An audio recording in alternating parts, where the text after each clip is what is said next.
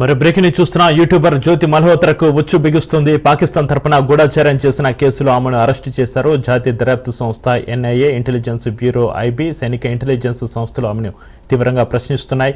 పాకిస్తాన్తో ఉన్న లింకులు, పాకిస్తాన్ పర్యటనలో ఎవరెవరిని కలిశారు అని తెలుసుకునేందుకు విచారణ కొనసాగుతుంది. ఇక మే 16న ఈసార్లోని జ్యోతిని అరెస్టు చేశారు. ఈమెపై అధికారిక రహస్యాల చట్టం, బినామీ లావాదేవీల నిషేధ చట్టం కింద కేసులు నమోదు చేశారు. జ్యోతి అరెస్టు తర్వాత పాకిస్తాన్ గూఢచారులుగా పనిచేస్తున్న మరో 11 మందిని కూడా అధికారులు అరెస్టు చేశారు.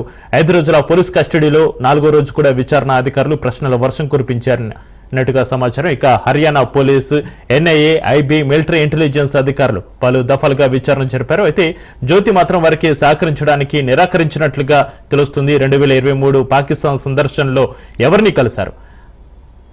హర్కే రాత్ సింగ్ అనే వ్యక్తి సహాయకుడిగా వ్యవహరించాడా అని అధికారులు దర్యాప్తు చేస్తున్నట్లుగా తెలుస్తోంది.